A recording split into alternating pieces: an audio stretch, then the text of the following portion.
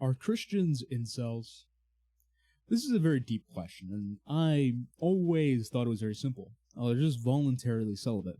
But there's something I realized that's a bit deeper, okay? There's a problem in Christian spaces right now related to how they're reconciling ideologies, because everyone in my comments, everyone in my Discord agrees that there's a problem with how Christianity is taught by people, the average person.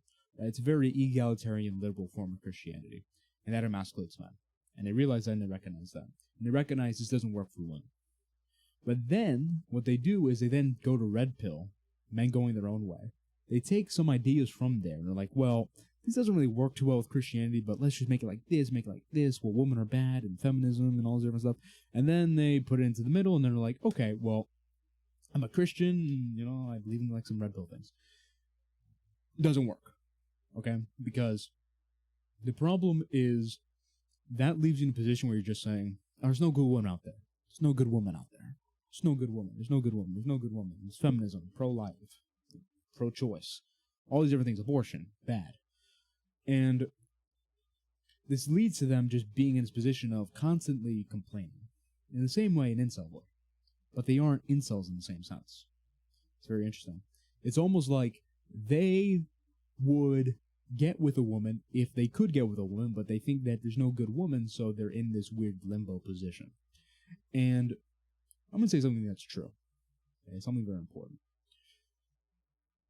There has to be a realization, and this kind of relates to the thing I was talking about earlier in the stream. There has to be a realization that if women don't like you, it has nothing to do with the fact you're a Christian. Okay?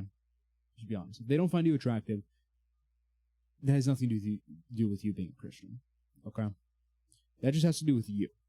It's kind of like those people who are like, oh, I jerked off. Oh my god, a demon made me do it. It's like, no, you chose to jerk off. Now, it's a demonic force. It's a force influenced by demons, but a demon didn't literally go into your body and make you goon. You gooned. You made a decision. You have your own will. You need to take responsibility for it.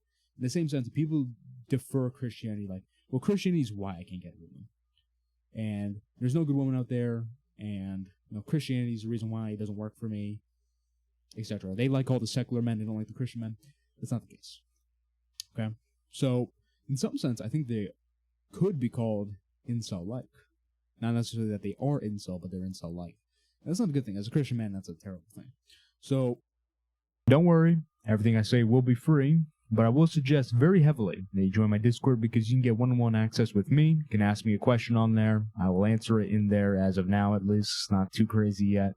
And you also gain access to uncensored information in Discord channel, which I cannot share on YouTube. There's also more general, broad information and niche information on different subjects that are not touched on in this video, most likely. Being said, find that in the description. Let's get back to the video.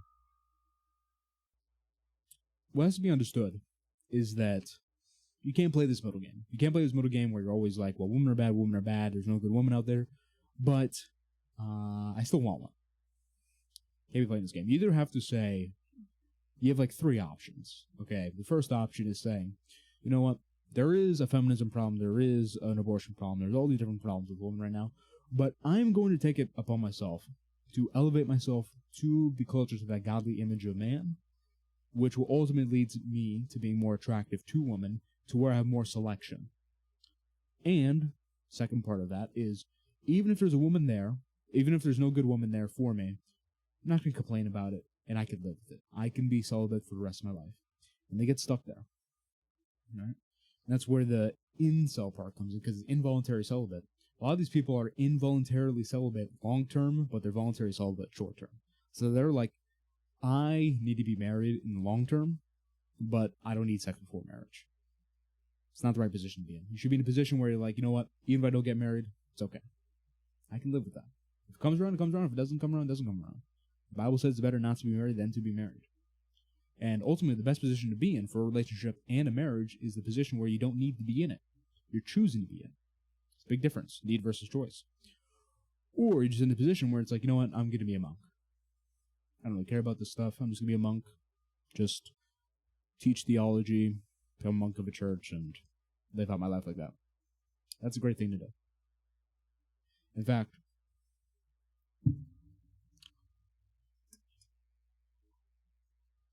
that is better to do. Just because something's better doesn't mean you necessarily have to do it. There's different senses of the word better, but it is a better thing to do because they're dedicating more time towards God. What you can't do is play this middle game, and you can't do this thing where you're just talking about women all the time and you're not actively making changes in your life in order to put yourself in a better position. I talk about feminism, I talk about all these different type of things all the time. But I'm going to be honest, I don't end it off by saying, well, that's why there's no girls around me. That's why girls don't like me. I mean, girls do like me, first of all. And second of all, why am I not with a girl right now? Because I don't want one right now. I'm focusing on different things right now.